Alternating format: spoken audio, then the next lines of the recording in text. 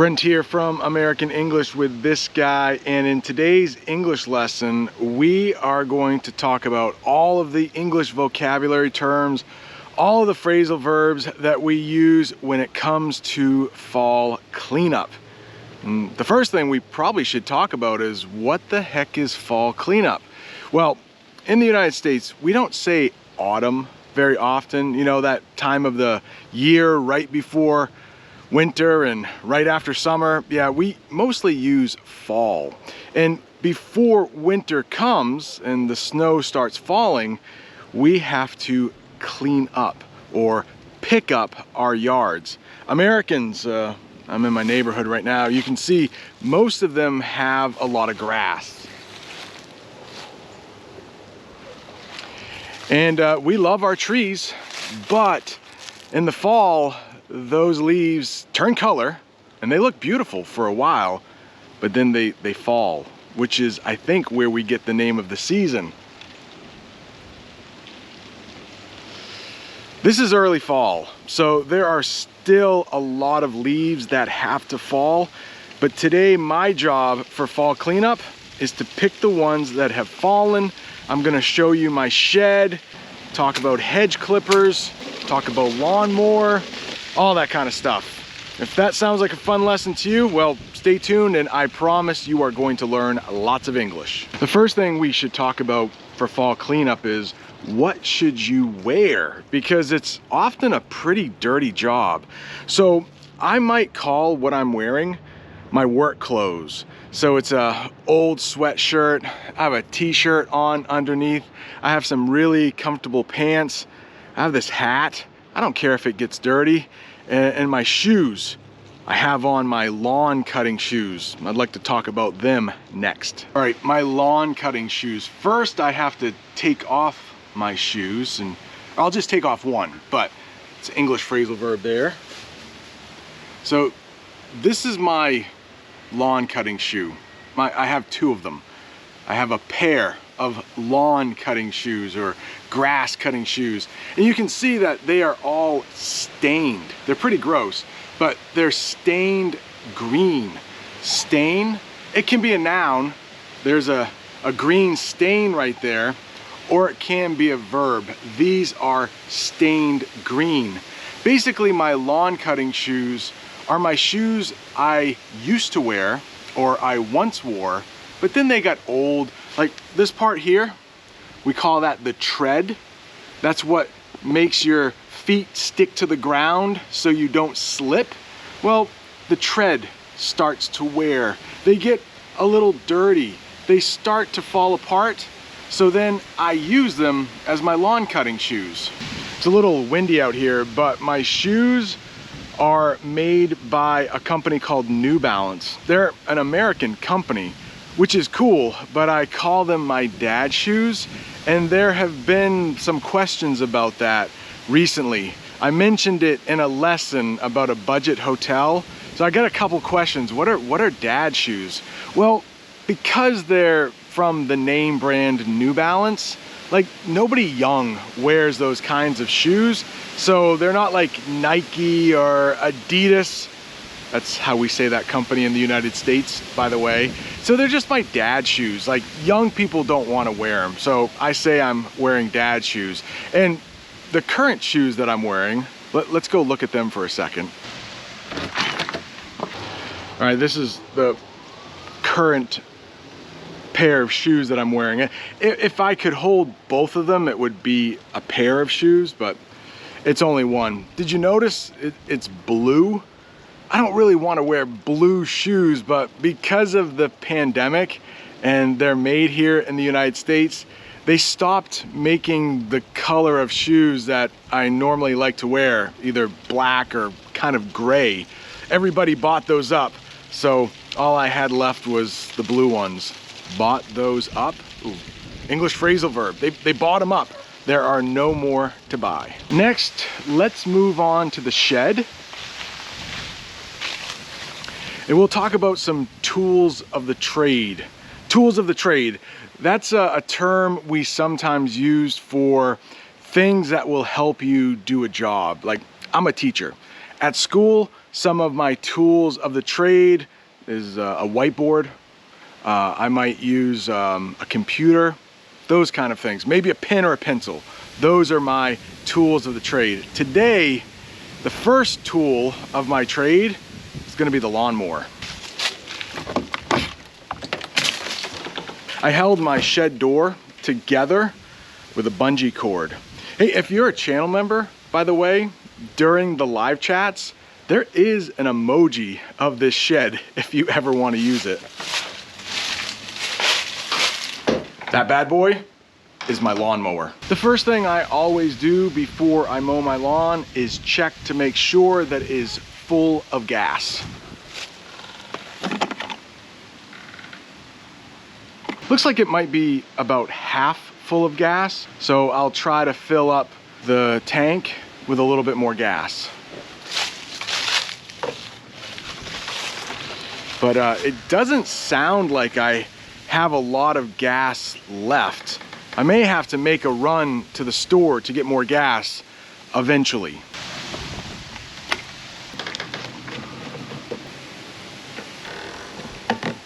Yeah, there wasn't a lot of gas left in my gas tank, so we will be making a run to the store very soon, but I want to start mowing the lawn first. But to do that, I need to get a bag.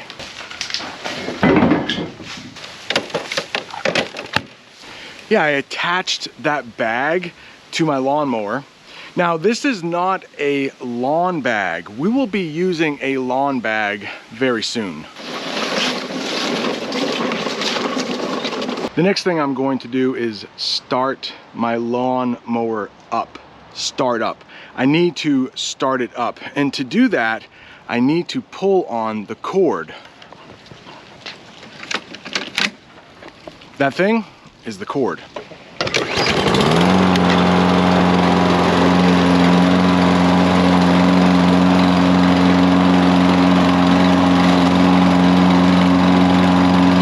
I've only made a couple passes with my lawnmower. Every time you go by your lawn, you make a little path or a little track. We call that a pass.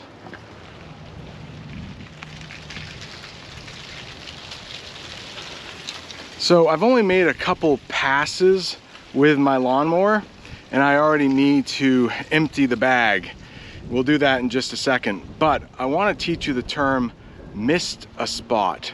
Right here, look at, I missed a spot in the lawn and I'll have to go over it again.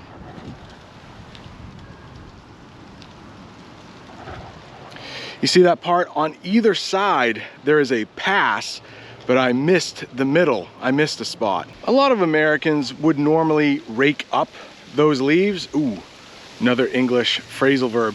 But I'm choosing to mulch them. I am running over them with my lawnmower and I'm making them really small. The leaves become smaller. We might say they've become little bits, real small little bits. Now I'm going to get a large trash can and a lawn bag, and then I'm going to dump in those mulched leaves. Whew. Lots of new English terms right there. I'll show you what I mean in just a second. I have my roll of lawn bags here. I'm going to put them in this trash can.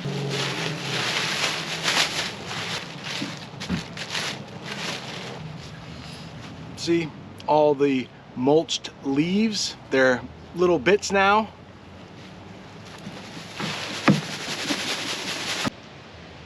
Yeah, just do that a few hundred times more and we'll be done. You know what makes the job easier? AirPods. I'll be listening to my music as I mow the lawn, but do you know what makes the job more difficult? It's pretty windy today, so the leaves are blowing around quite a bit. Another English phrasal verb there. Now that the bag is full, I'm going to tie up the bag.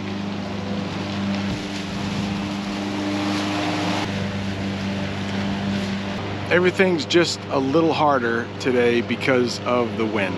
Okay, good news. I'm halfway done with the lawn. I've done half. And now I have another half I have to do. But there's a problem. I can't keep up with the leaves. So if I could keep up with the leaves, there would be no leaves on my lawn. But as you can see, there are leaves.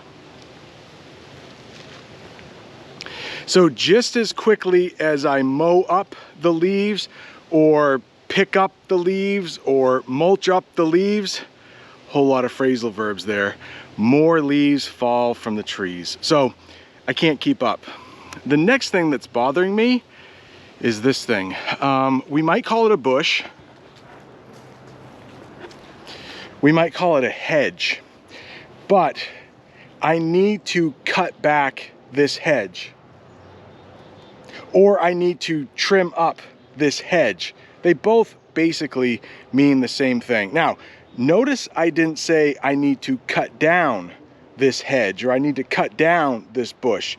If it did, it basically meant I would cut it at the bottom and completely get rid of it. No, I need to trim it up, or I need to cut it back. Basically, I'm going to get some hedge clippers from my shed and start cutting off the tops of these things.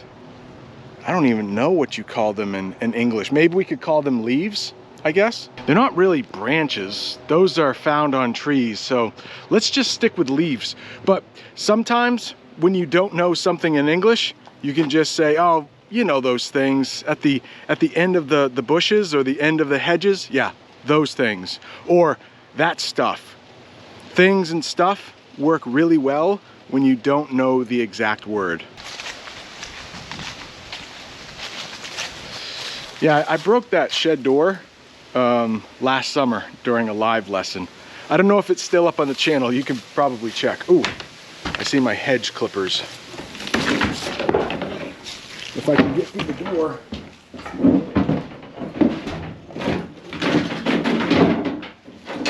It's all dark in my shed.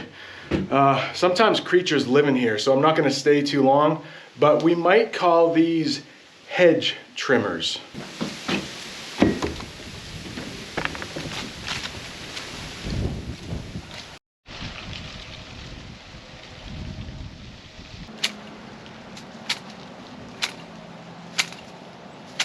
I won't bore you with cutting them all off on camera. Let's check back in a minute. It started to warm up. So another English phrasal verb. The sun is kind of beating down on me. So I took off my sweatshirt so I wouldn't be so warm, so I could cool off a little bit. All right, so I trimmed the bush back a little bit. And now I will rake up all of the scraps that are on the ground. Now I need to go back to the shed and get my rake.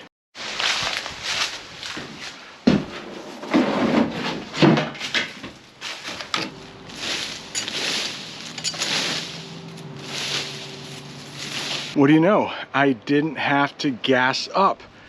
I still have some gas in the tank.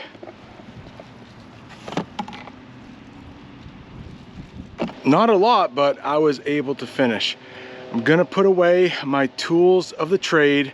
I'm gonna put them back in the shed, and then I'm gonna call it a day. I'm done. If you like these English lessons where I act out phrasal verbs, check out this one I did at my school.